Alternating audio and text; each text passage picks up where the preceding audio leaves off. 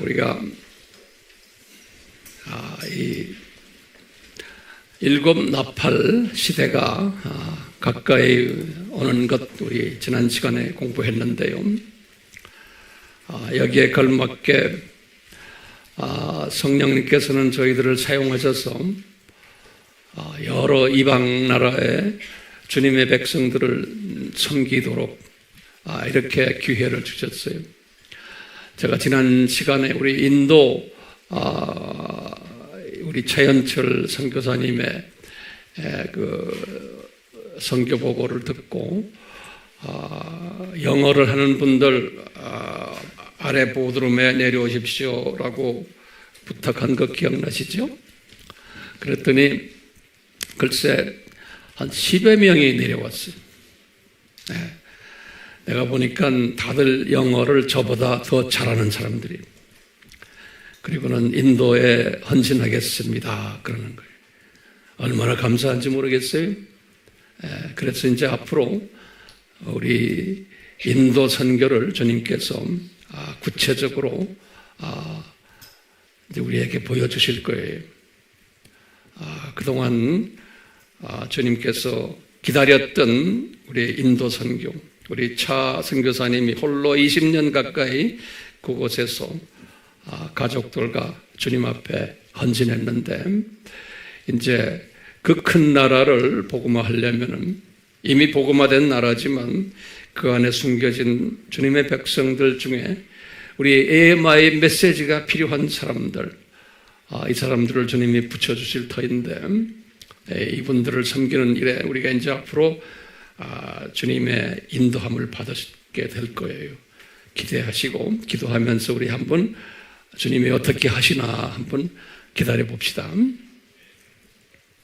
더욱 감사한 것은 우리 권사님들이 지금 매주 2분씩 짝지어서 시국 복음화를 위해서 그쪽에 소수민족들 섬기는 일에 지금 열심히들 다니고 있어요.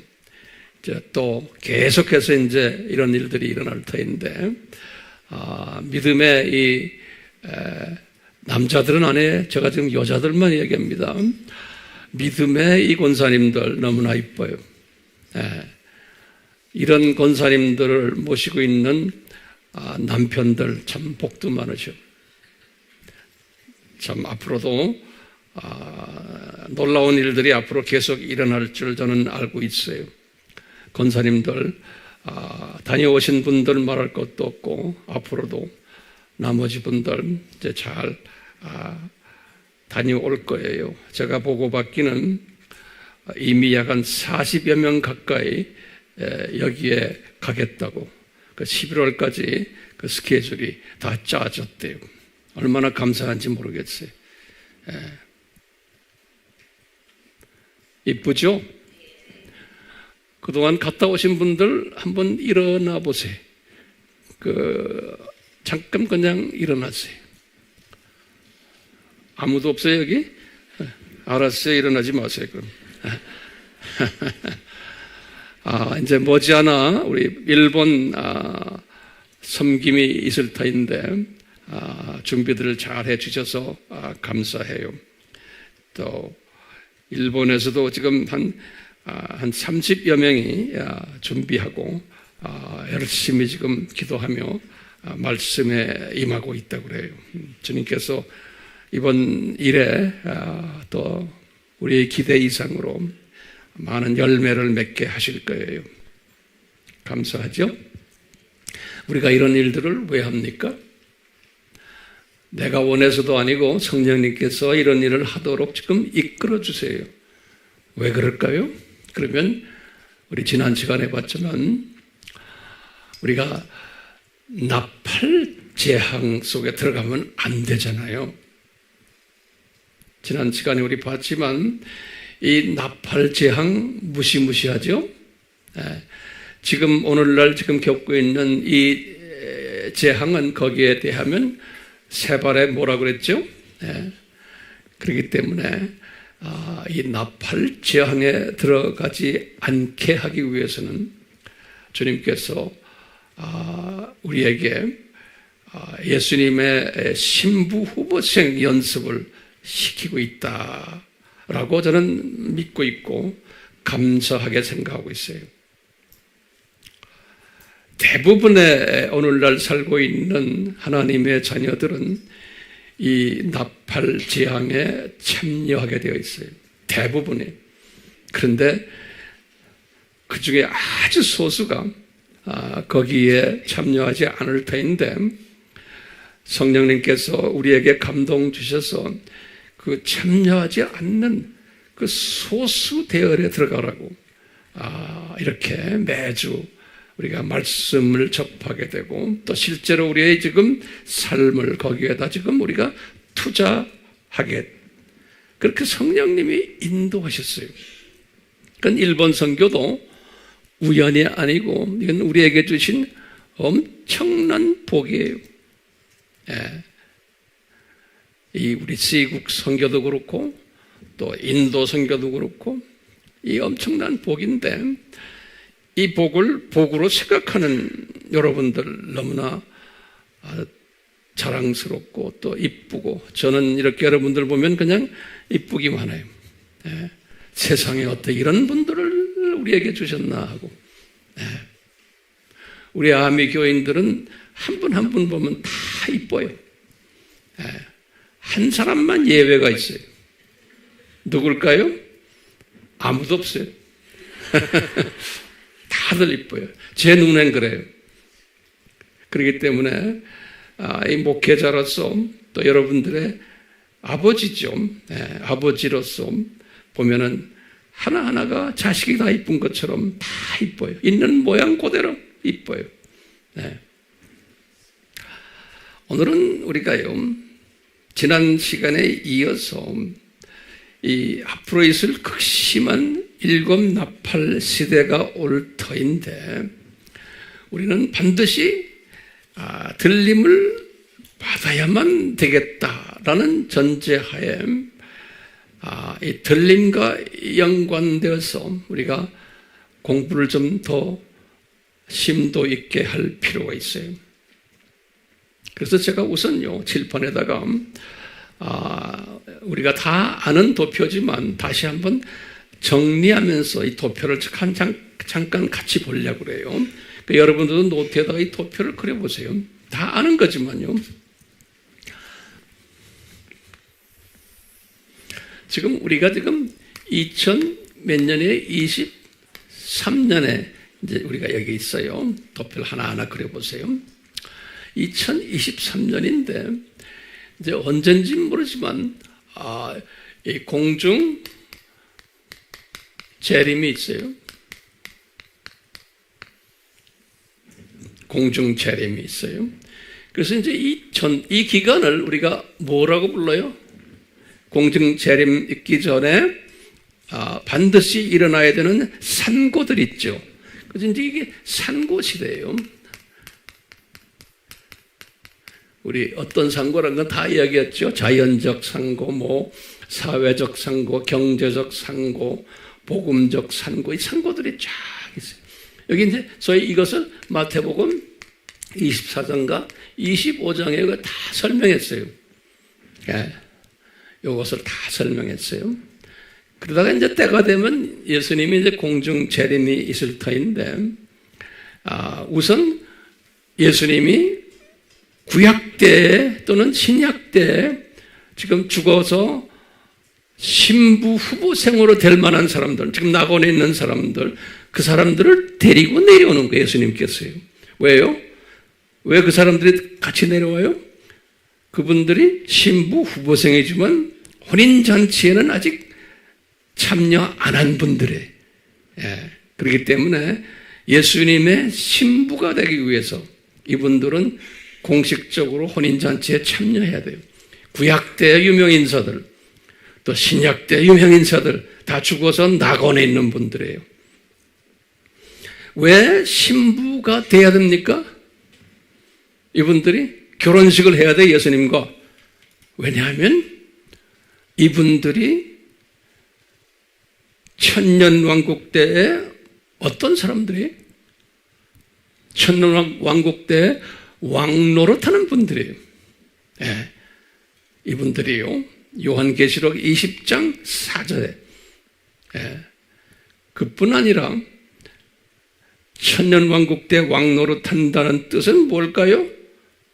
천년왕국 때 이 세상은 이제는 이 두 짐승 세력들이 지배하는 세상이 아닌 거예요. 그렇죠? 이 두 짐승 세력은 지금은 강하지만 언제 두 짐승 세력이 불못으로 던짐받아요? 예수님의 지상재림 직전에. 성경 구절 계시록 19장 20절이에요. 이 시나리오를 우리가 잘 알고 있어야 돼요.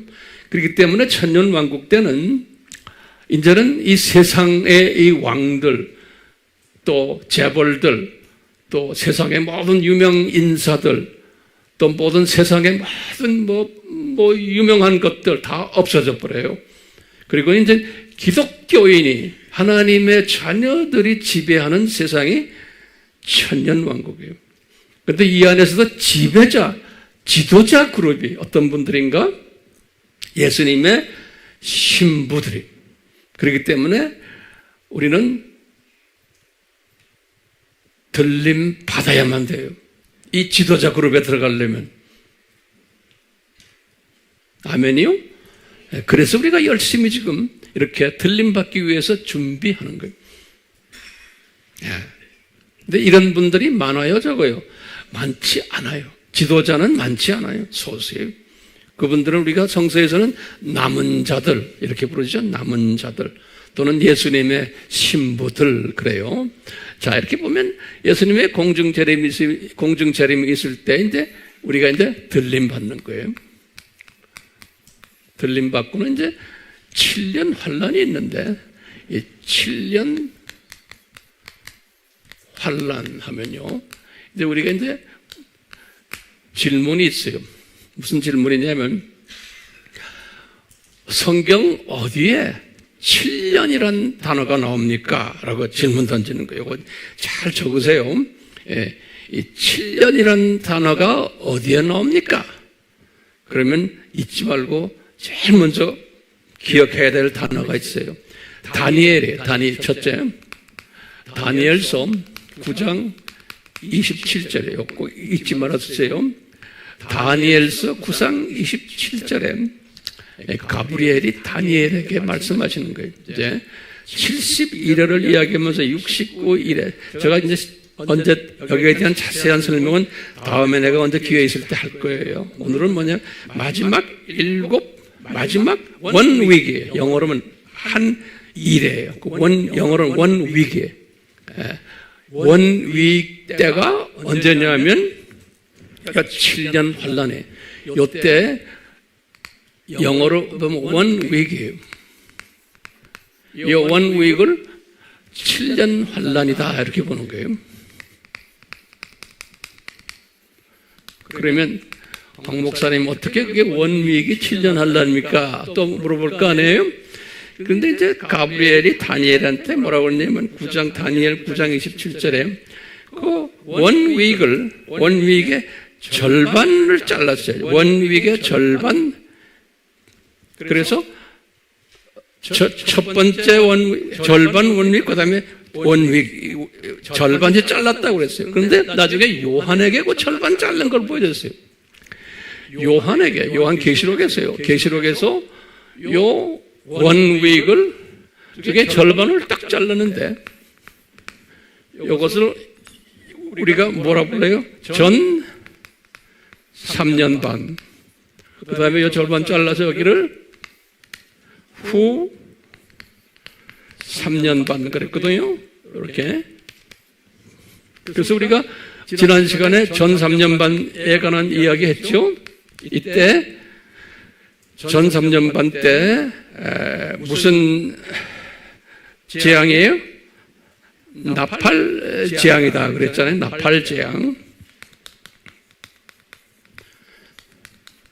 근데 요한에게 요 전 3년 반을 아주 자세하게 이야기해 줬어요.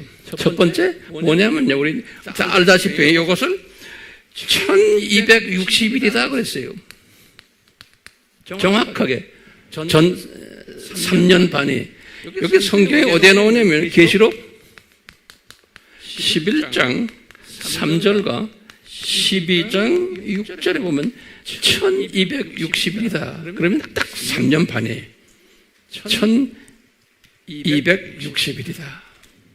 또 뭐라고 말했냐면 한때, 두때, 그 다음에 반때, 그래서 반때.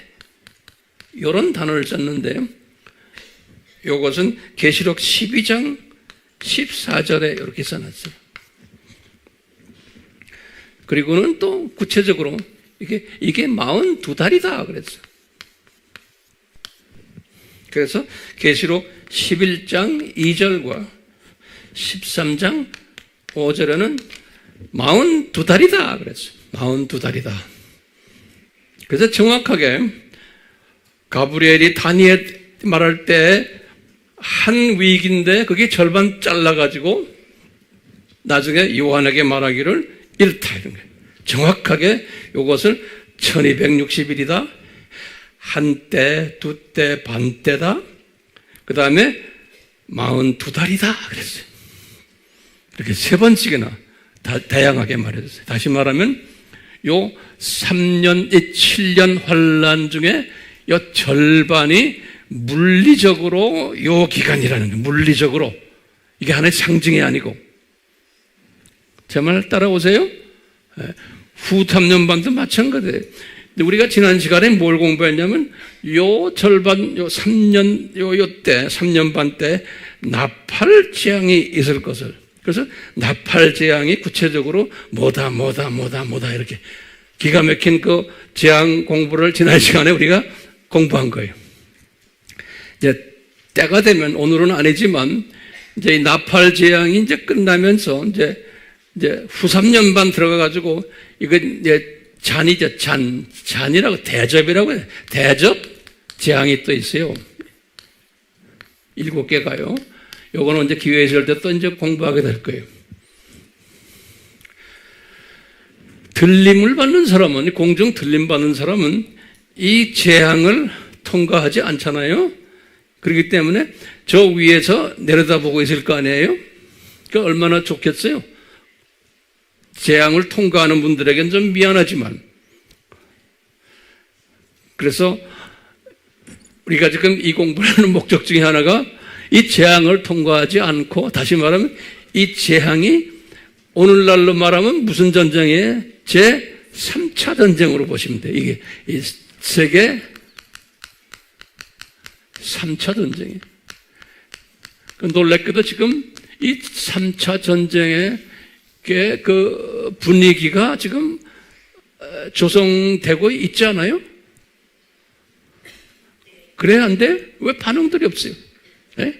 이게 지금 조성되고 있기 때문에 우리는 이 부분에 대해서 잘 알고 있을 필요가 있어요.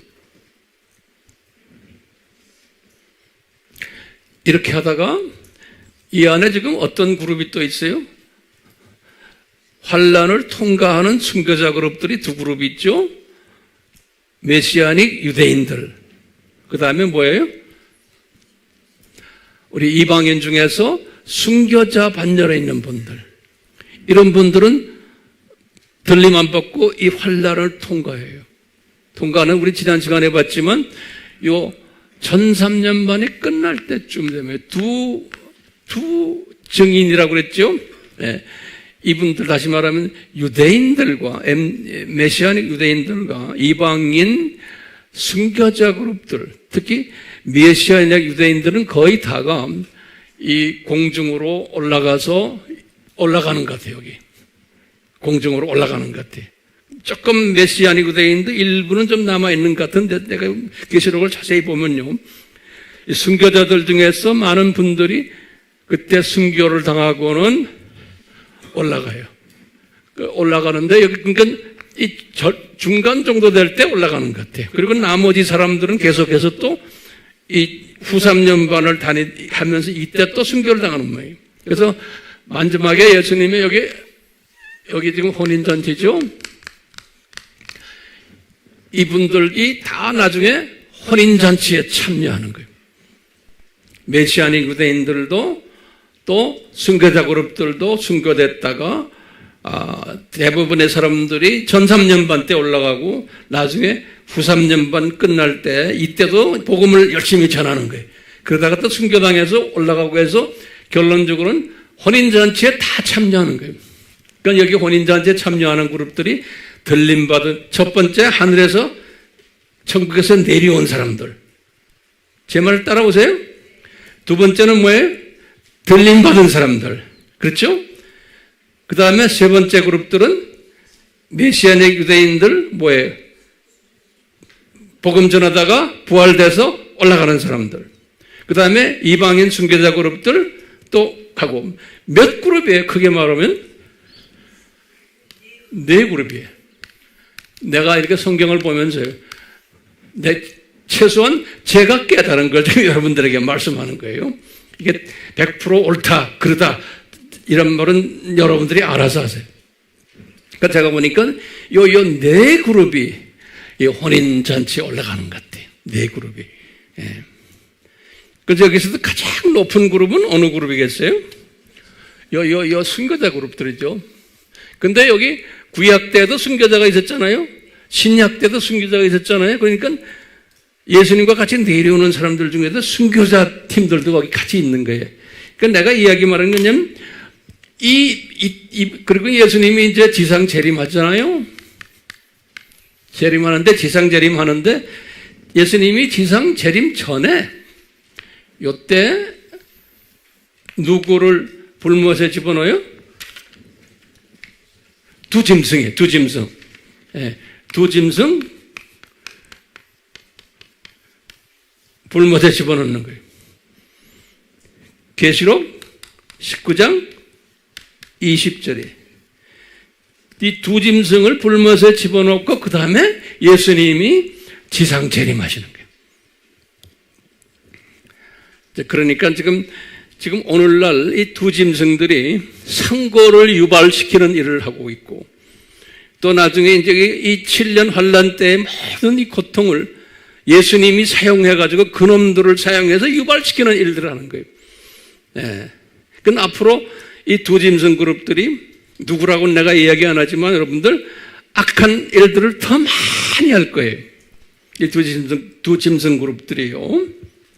그러다가 이제 이분들, 이 두 짐승 그룹이 순교시키는 일도 이 팀들이 다 하는 거예요. 크리스찬들이 순교당하는 것도, 핍박당하는 것도. 예. 자, 그러다가 이제 다 그분들의 할 일이 끝나고는 예수님이 지상재림 전에 지금 어떻게 돼요? 이렇게 내려오시는 거예요. 이분들 불못에 집어던지는 거예요. 자, 정돈됐어요? 네. 그리고 다음 어떻게 돼요? 그리고는 이제 천년왕국이 있죠? 이 천년왕국 때 이 그룹들이 어떻게 돼요? 올라간 그룹들이 거기에서 이제 두 짐승이 없어졌으니까 그때부터 이분들이 뭐 해요? 왕 노릇하는 거예요. 그러니까 이 천년왕국은 크리스천 왕국이에요. 근데 저 안에도 7년 환란 때 죽지 않았던 사탄의 자녀들도 일부가 있는 거예요.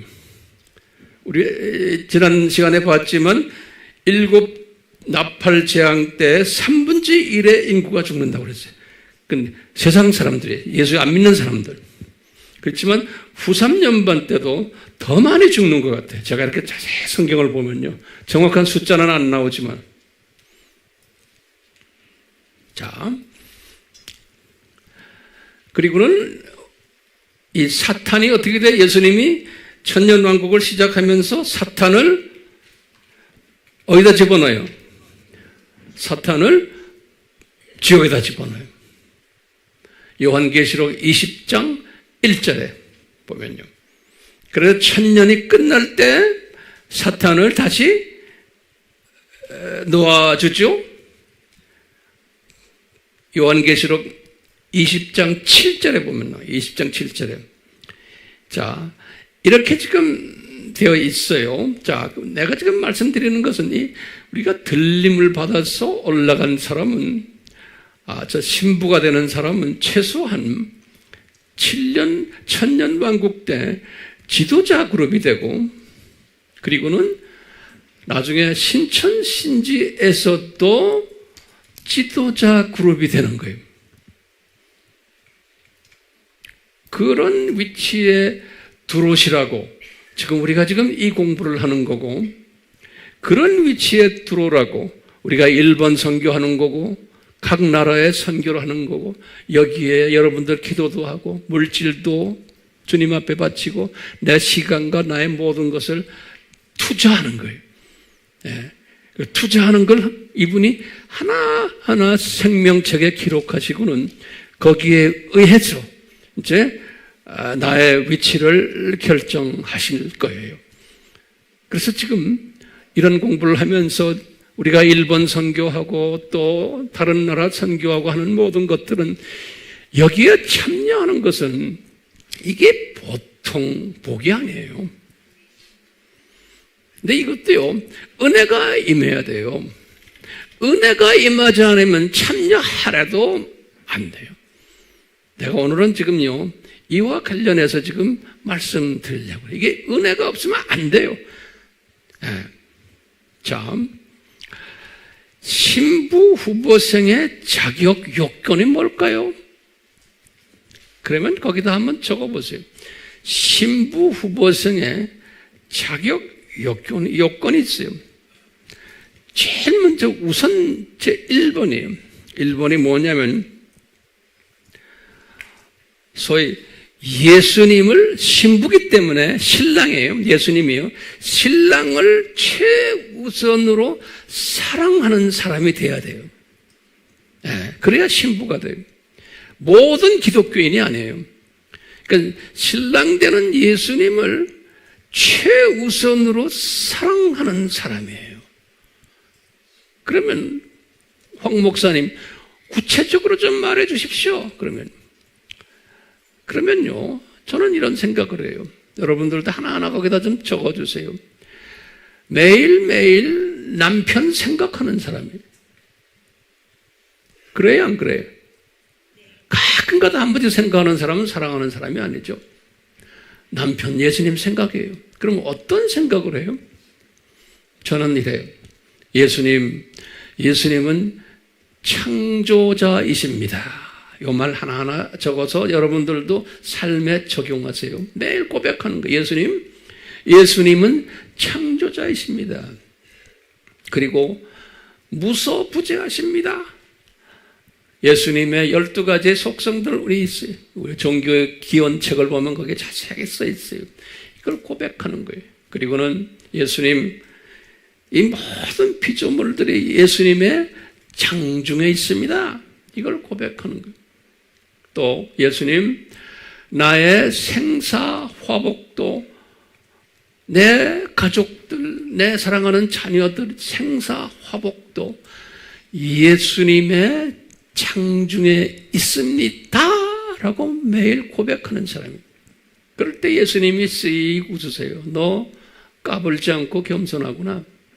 네가 정말 똑똑한 애구나. 이렇게 예수님이 그러시는 모습을 또 이렇게 쳐다보는 거예요. 예? 그러니까 겸손한 사람이에요. 까불지 않는 사람이에요.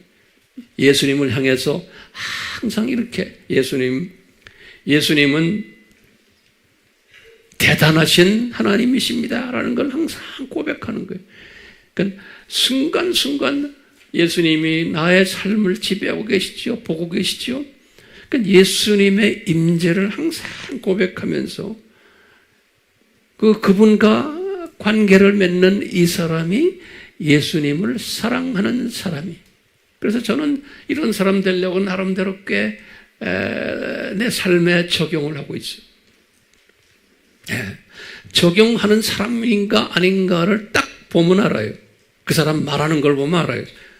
아무리 성직자든 장로든 권사든 말하는 걸 보면 알아요. 저 사람이 예수님을 진짜 사랑하면서 그분과 삶을 같이 하는가 아닌가 몇 마디 같이 들어보면 금방 알아요. 네. 알아요, 몰라요? 그걸 알게 돼 있어요. 네, 알게 돼 있어요. 그 최우선 예수님의 신부가 되려면, 다시 말하면 들림받는 혼인잔치에 들어가려면 최우선으로 뭐 해야 돼요? 예수님을 사랑해야 돼요. 구체적으로 사랑한다는 건 뭐라 제가 말씀드렸어요.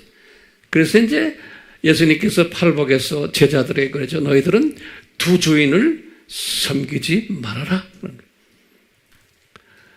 마태복음 6장 24절에서 다른 말로 표현하면 창조 목적에 순종하는 자가 되라. 다른 말로 표현하면 수직 계명 철저히 잘해라 이거예요. 이게 첫째 신부되는 조건이에요. 첫째, 이 신부되는 조건을 가지고 이 신부의 그러한 행동을 하면은 두 번째로 따라오는 게 있어요. 자동적으로. 따라오는 게 뭐겠어요? 따라오는 게 수평계명이에요. 이건 자동적으로 따라오게 돼 있어요. 따로 떨어져 있는 게 아니에요. 이 수평계명이에요. 왜요? 수평계명은 세상 사람들을 사랑하라는 게 아니에요. 하나님의 자녀들을 사랑하라는 거예요. 왜? 예수님의 보혈에 의해서 영생을 얻은 하나님의 자녀들이, 그렇기 때문에 이 자녀들을 예수님의 비싼 대가를 지불하고 얻은 그 하나님의 자녀들을 예수님이 사랑하시기 때문에 내가 사랑하지 않으면 안 되는 거예요. 다시 말하면 우리 같은 교인들끼리 사랑해줘야 돼요. 왜 사랑하는 동기가 뭐냐? 예수님이 저분을 향해서 피를 흘리신 대가를 지불하신 분이신데 라는 생각으로 가지고 소중한 사람으로 생각하고 사랑해줘야 되는 거예요. 그러니까 예수님이 대가를 지불해서 저렇게 비싼 대가를 지르고 구원시켰는데 그분을 사랑하지 않는다는 것은 예수님을 사랑하지 않는다는 거예요. 그렇기 때문에 우리는요, 이 예수님을 최우선으로 사랑하는 사람은 자동적으로 수평 계명을 하게 되어 있어요. 이런 사람, 예수님 이런 이야기는 우리가 왜 합니까? 이런 사람이 들림받는다는 거예요. 이런 사람이 예수님의 신부가 되기 때문에 그러는 거예요. 그러니까 예수님의 신부가 되려면 아무나 되는 게 아니라는 거예요. 예수님을 사랑하고 예수님의 그 자녀들을 사랑해주고, 그러면서 세 번째로 조건이 있어요. 뭐겠어요? 세 번째 조건은 예수님의 자녀들을 낳아주는 사람이에요. 예수님께서 예정된 하나님의 자녀들이 있는데 이 사람들을 내가 임신하고, 우리 남편 예수님의 자녀들을 임신하고 출산하고 또 양육시켜주고 또 성장케 만들어서 그 자녀가 신부 후보생까지 되도록 하는 일, 이것이 예수님의 신부감들이에요. 다시 말하면 들림받는 사람들인 거예요. 이런 사람들이 돼야지만 되는데 예수님께서는 지상 사명이죠. 뭐냐? 네 민족끼리만 하지 말고 모든 타민족에게도 똑같이 이렇게 해라. 타민족들도 너희들이 사랑해주고 또 그분들이 임신하고 출산하고 양육 잘하도록 도와주고, 그게 우리가 선교라는 거예요. 우리가 일본 선교 그 목적으로 하는 거예요. 인도 선교 그 목적으로 하는 거예요. 중국 선교, 각 나라의 선교 이 목적으로 하는 거예요. 첫째 뭐예요? 예수님을 사랑하도록 도와주고, 두 번째 뭐예요? 하나님의 자녀들 사랑하도록 또 예수님의 자녀들 많이 낳고 잘 키우고 그래서 신부 후보생 만드는 일에 우리가 참여할 때 예수님이 보실 때 내 사랑하는 신부들아 그러신다는 거예요. 그러니까 우리가 1번 선교를 할 때도 똑같은 거예요. 우리 일본 사람들 주님이 내가 잘나서 이분들 보내주시는 게 아니잖아. 예수님께서 이분들을 우리에게 보내주세요. 그러면 너희들은 뭐 해라? 너희들 이 사람들을 사랑해라. 그러니까 그런 사랑의 마음을 가지고서 해야 되는 거예요. 그런 사랑의 마음이 없이 그냥 내가 교회 행사니까 한번 하는데 기분 나쁘면 소리 지르고 서로 싸움질하고 우리 교회는 그런 사람들이 없으니까 내가 얼마나 감사한지 모르겠어요. 하나님 일을 하면서 싸움질하는 사람들은 왜 그럴까요? 이 원칙을 모르기 때문에 그러는 거예요. 이 원칙을 모르기 때문에. 자, 이 원칙을 모르기 때문에 다시 말하면 이 순서가 바뀌는 경우가 상당히 많아요. 요즘 순서가 바뀌는 경우 많은 하나님의 자녀들이 거꾸로 하는 사람들이 많아요. 이 순서를 잘 보세요. 선교 잘해요. 전도 잘해요. 뭐 선교지에다가 뭐 여러 가지 뭐 자국을 많이 만들어 놓고 유명세를 타요. 그런데 그 사람의 인격을 들여다보면은 개떡 같아. 이런 사람 상당히 많아요. 목사들 중에 선교사들 중에 우리나라만이 아니에요. 전 세계에 깔려 있어요. 성품을 보면은 개떡 같아. 질투심이 많고 남을 정죄하고 뭐 교만하고 이래요. 그런데 선교 잘한다고 그러고 목회 잘한다고 그래요. 그리고 교인들도 엄청 모여요. 그런데 보니까 돈 좋아하고 명예 좋아하고 지 자랑하고 그것도 그냥 과시하고 막 이런 사람 있어요 없어요? 왜 그래요? 이 순서가 바뀌었기 때문에 그러는 거예요. 이 순서가 밑바닥부터 올라가는 거예요. 제일 먼저 뭐예요? 밑바닥이 뭐예요? 선교한다고 그러고 아기를 낳는다고 그러고 출산한다고 양육한다고 하는데 알고 보니까 다 지 욕심이에요. 지 욕심대로 하는 거예요. 그렇기 때문에 하나님의 자녀들 두 번째 자녀들을 사랑하지 않는 거예요. 그걸 그냥 하나의 도구로 이용만 하는 교인들을 이용만 해요. 자기 영광을 위해서. 그러니까 이런 식으로 하는 사람 많아요? 안 많아요? 한 사람만 이야기 안 해요. 이런 식으로 하는 사람이 많아야 돼요. 왜요? 많아야지만 신부감이 소중한 거예요. 진짜 들림받는 신부는 많지 않게 돼 있어요. 그러니까 이런 분별력을 우리가 가지고서 우리가 그 사람을 비평하는 게 아니고 나는 저렇게 하지 말아야지라는 거예요. 나를 위한 교육용으로 보는 거지 비판용으로 보면 안 돼요. 제 말씀 잘 따라오세요? 그런데 말이죠. 우리가 이제 문제가 하나가 있어요. 이런 원칙을 아는데 이게 잘 안 되는 거예요. 이 순서에 맞춰서 하려고 해야 된다는 논리적인 것은 아는데 그게 안 되고 항상 거꾸로 하는 거예요. 목사들이, 선교사들이 또는 권사들이, 장로들이 왜 그럴까요? 제가 깨달은 게 있어요. 그 이유는 뭐냐면 이 팔복의 가르침대로 안 하기 때문에 그런 거예요. 그러니까 이 순서대로 하는 깨달음, 순서의 은혜라 제가 이렇게 한번 붙여봤어요.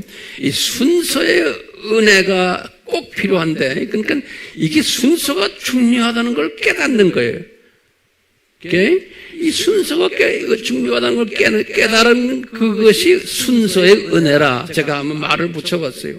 그런데 이 순서의 은혜, 이 순서가 꼭 필요하다는 것을 깨닫는 사람은 성령님께서 뭘 어떻게 인도하시냐면요. 너 그러면 팔복에 갈급하게끔 인도하세요. 다른 말로 표현하면요. 산상수훈의 가르침에 갈급하도록 인도하세요. 제 경험이다. 제 경험을 지금 이야기하는 거예요. 네. 그렇기 때문에요. 그래서 예수님께서 상상선을 가르쳐 준 거예요. 우리가 팔복의 자세한 내용은 따로 여러분들이 공부하시길 바라요. 다시 말하면요. 이 팔복의 그 복이에요, 복. 네. 팔복의 복은 이게 엄청난 복이에요.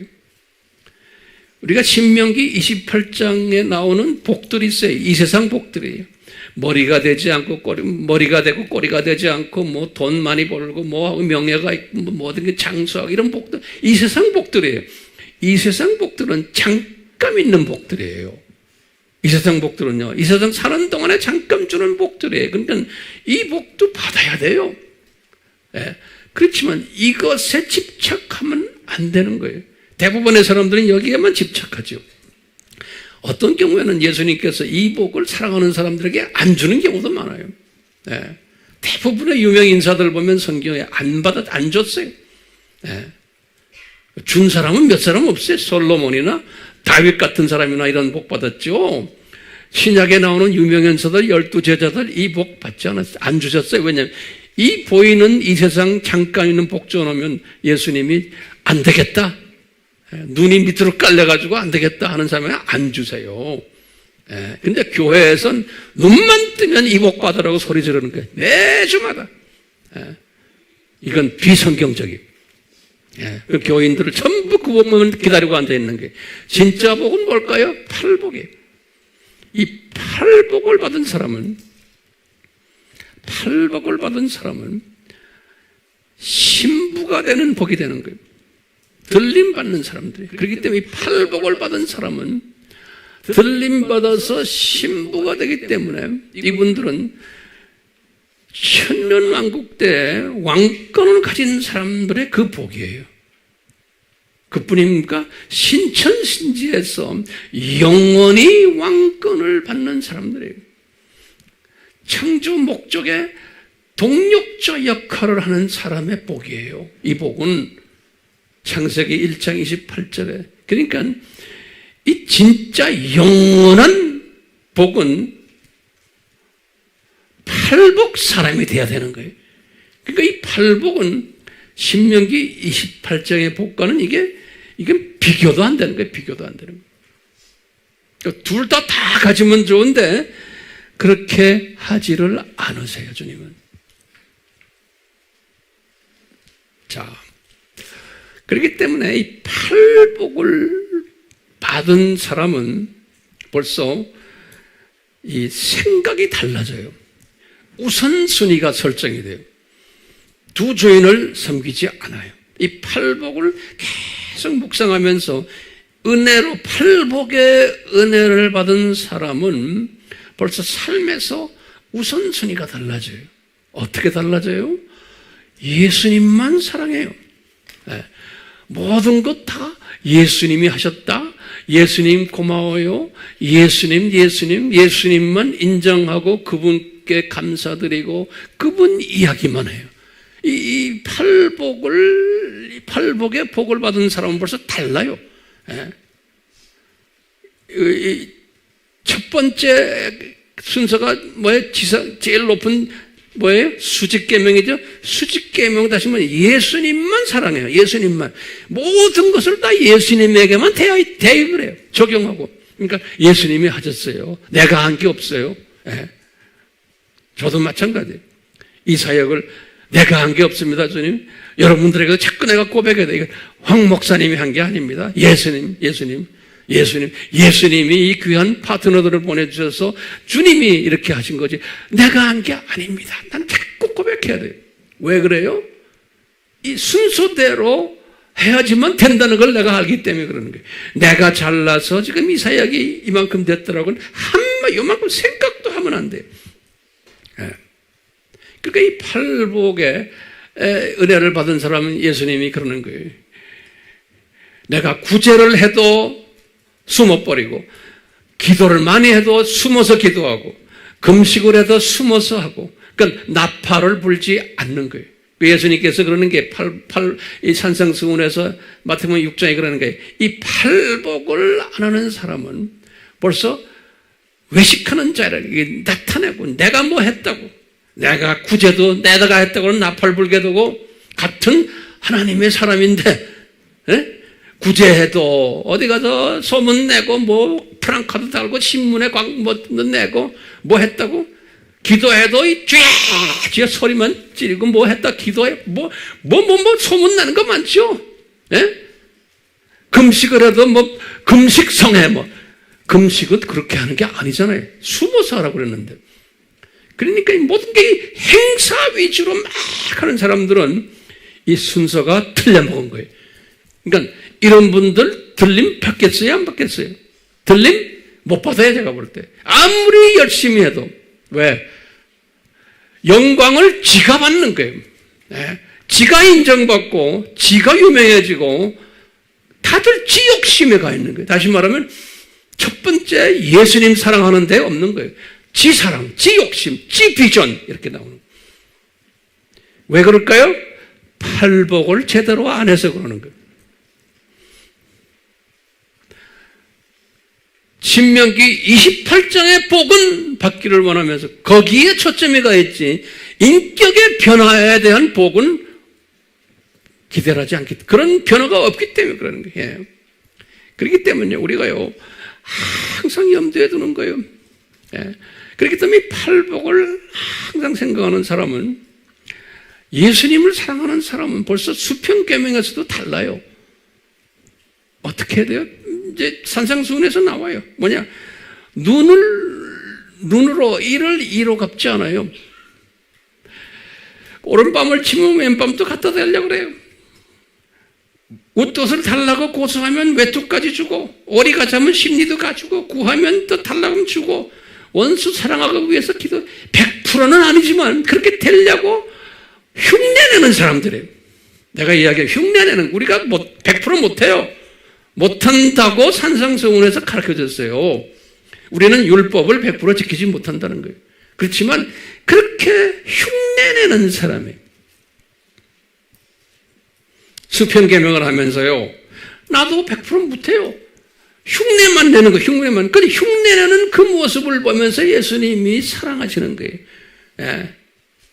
우리가 못한다는 것을 항상 예수님께 고백하면서, 그러니까 우리가 이 팔복을 하면서도 항상 애통하고 겸손하고 항상 주님에게 더 나의 나약함을 고백하면서 팔복을 지키는 사람들이, 그러니까 이미 벌써 남을 정죄하기 시작하고 이러면은 팔복 사람이겠어요? 아니겠어요? 아니에요. 그러니까 끝없이 나의 부족함을 내가 더 느끼고 고백하는 사람이 팔복 사람이에요. 그러면서 우선순위가 철저하게 된 사람이에요. 그래서 예수님께서 산상수훈에서 그러는 거예요. 이 팔복에 약한 사람들은, 우선순위가 약한 사람들은 교만해가지고 어떻게 하느냐? 지 속에 들어있는 들보는 보지 못하고 형제 눈에 들어있는 티눈을 보는 그런 짓들을 한다는 거예요. 7장 1절에서부터 5절에 그랬어요. 이것이 더 심해지면 어떻게 변하느냐? 거짓 선지자가 돼가지고 겉으로는 양의 옷을 입고 있는데 그 속은 약탈하는 일이라는 거예요. 성직자 중에 이런 사람들은 많다는 거예요. 예수님이 말씀하셨어요. 그래서 예수님이 내 이름으로 뭐 설교도 하고 병도 고치고 내 이름으로 기적도 일으키고 내 이름으로 다 하는데 예수님이 I don't know who you are. 너가 누군지 내가 모르겠다 그랬어요. 왜 그러냐? 순서가 바뀌어가지고 지 영광을 위해서 지 욕심을 위해서 하다 보면은 이게 심해지면은 나중에 구원도 잃어버리는 사탄의 그 자녀처럼 돼버린다. 그런데 창조 목적에 위배하는 거예요. 유명해지고 돈도 많아지고 뭐 이러다 보면요, 겉으로 보면 이 사람들 볼 때는 성공한 목사야, 성공한 사람이야, 성공한 장로야. 그런데 보니까 그게 엉터리들인 거예요. 왜? 예수님이 산상수훈에서 말씀하신 거예요. 그렇게 되지 말아라. 그런 놈들 꽤 많단다. 그러는 거예요. 우리가 기독교 역사 2000년을 되다 보면 이런 놈들 엄청나게 많아요. 가운 입고 뭐하고 박사하고 뭐 이런 놈들이, 뭐 높은 위치에 있는 놈들이 나쁜 짓 엄청나게 한 이야기가 기독교 역사에 깔려 있어요. 제가 전 세계를 다니면서 보면 목사들이 이런 놈들이 훨씬 더 많아요. 아프리카 가도 마찬가지, 인도 가도 마찬가지고, 미국 백인들도 마찬가지예요. 우리나라가 아니겠어요? 엄청 많아요. 왜? 예수님이 산상수훈에서 미리 다 말씀하신 거예요. 그러니까 우리가 어떻게 해야 돼요? 우리는 순서를 철저하게 지켜야 돼요. 오케이? 제가 이것을 항상 내 삶에 대입하는 거예요. 황 목사, 너 유명세 타려고 그래? 까불지 마, 이놈아. 알았어요. 저 유명세 타기 싫어요. 예? 너, 뭐, 유명세 타가지고 어쩌겠다는 거예요. 그러니까 저는 항상 조심해요. 왜? 이러다가 내가 그냥 주님한테 그냥 쫓겨날까봐. 왜? 이 원칙을 알기 때문에 그러는 거예요. 그렇기 때문에 주님께서는 계속 숨겨놓으세요. 유명세 타면 변질될 만한 사람은, 사랑하는 사람은 숨겨놓으세요. 그러니까 바울 같은 사람도 봐요. 그 사람도 계속 뜨기만 하면 딴짓할 거 빤히 알거든. 그분의 성품을 아시거든요, 예수님이. 그러니까 항상 숨겨놓고 핍박만 받게 만드는 거예요. 베드로도 마찬가지예요. 12 제자들 다 유명세 못하게 하는 거예요. 요새는 폴 하면 세인트 폴 성인이 되어버렸지만 그 당시에는 바울 하면 사람들 다 도망갔어요. 유명세가 없었어요. 예. 기독교 역사가 그렇게 만들어놨죠. 예. 그렇기 때문에요, 우리는 어떤 사람이 돼야 돼요? 우리가 지금 일본 선교하면서, 인도 선교하면서, 각 나라 선교하면서 우리는 항상 뭐 해야 돼요? 내 욕심을 따라하면 안 돼요. 예수님을 만족시키는 일에 우선으로 해야 돼요. 예수님, 우리가 일본 팀들을 섬길 터인데 주님이 보내주신 이 사람들 우리가 사랑하겠습니다. 섬기겠습니다. 이런 마음을 가지고 이분들을 사랑해주고 섬기면은요, 예수님이 기뻐하시고, 예수님이 기뻐하신다는 말은 이분을 섬기는 거예요. 이분을 기쁘게 하는 건 이분이 영광 받으신다는 거예요. 그렇기 때문에 주님, 이번에 우리에게 보내주시는, 예수님이 보내주시는 이 일본 팀들, 우리가 마음껏 섬기고 사랑할 수 있도록 성령님이여 도와주시옵소서. 성령님이여 도와주시옵소서. 네. 이런 마음을 가지면 우리가 일본 사람들을 섬기면서 여러 분야에서 섬기잖아요. 서로 다투질 않아요. 벌써 다툼이 있으면은 내가 앞장서기 때문에 다투는 거예요. 그러니까 항상 같이 일하면서 격려해주고 칭찬해주고 서로 힘주고 우리 그렇게 합시다. 네? 그러면 우리가 이번에 섬기는 이 일본 이 세미나가 주님 앞에 기억이 되어서 우리의 생명책에 조금이라도 잘했다 점수가 올라가잖아요. 그런데 그런 생각하지 않고 우리 교회는 정말 감사한 게 그렇게 다투고 그냥 소위 말하면 막 서로 불편하고 이런 사람들이 없어요. 제 보기에는 내가 눈이 조금해서 보질 못해서 그런지 모르겠지만 내 볼 때는 우리 교회는 그런 게 없어요. 그러니까 주님의 크신 은혜죠. 네?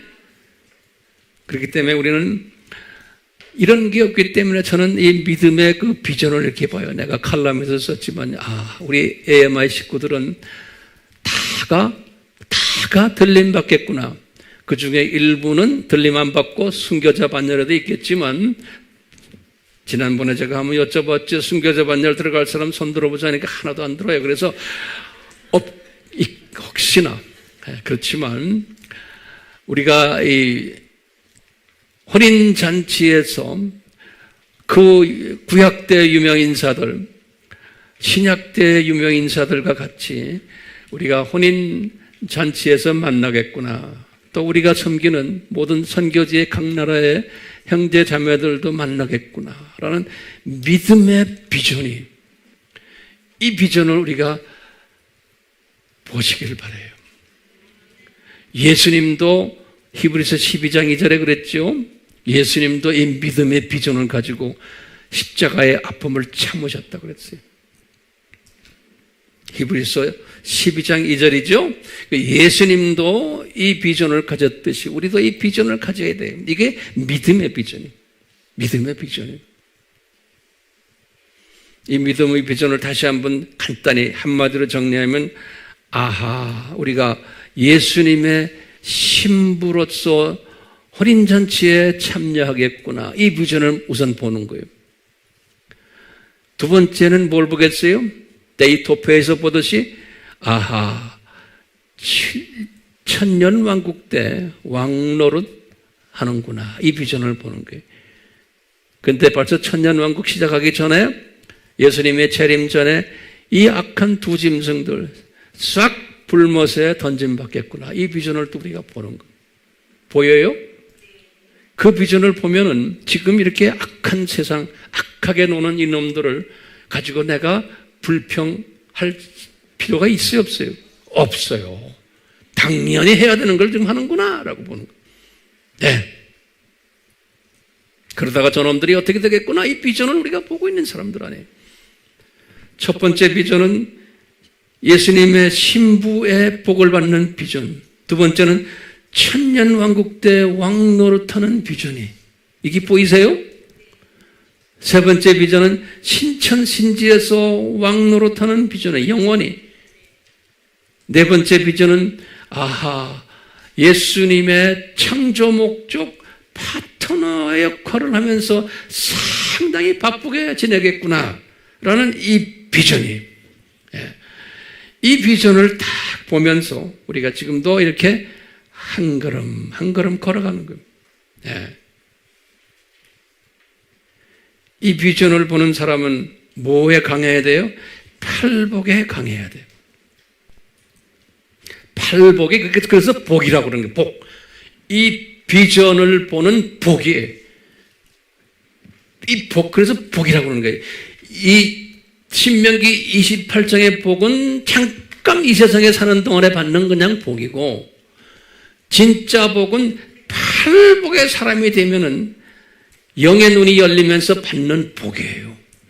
예수님의 신부가 되는 복, 천년왕국 때 왕이 되는 복, 신천진지에서 왕이 되는 복, 예수님의 동력자 되는 복, 이 복. 우리가 이 복을 받은 사람들, 앞으로 받을 분들이기 때문에 서로가 팔복의 사람이 되도록 최선을 다해야 돼. 100% 팔복 사람 될 수가 없어요. 그렇지만 최선을 다하면서 성령님의 도움을 받아서 그럴 때마다 각자가 이 복을 받읍시다 하고 서로 격려해주며 서로 위해주며 함께 같이 가는 이런 팀들, 지금 하나하나 여러분들, 우리가 지금 이런 팀들이 되어 가도록 지금 주님이 인도하심을 제 눈에 보고 있어요. 너무나 감사해요. 주님께만 영광이. 아멘. 예. 주님 홀로 영광 받아 주시옵소서. 우리에게 이 팔복의 이 복을 100%는 아니지만 조금씩이라도 날로 증폭시켜 주셔서 우리의 삶 속에서 이 팔복의 그 은혜를 마음껏 우리가 경험하고 엔조이하며 이 복을 통해서 또 우리가 섬기는 모든 내민족과 일본 팀들, 중국 팀들, 동남아 팀들, 아프리카 팀들이, 인도 팀들이 이 복을 전수받는 도구가 되는 우리가 되도록 주여 은혜 베풀어 주시옵소서. 예수님의 이름으로 기도드리옵나이다. 아멘.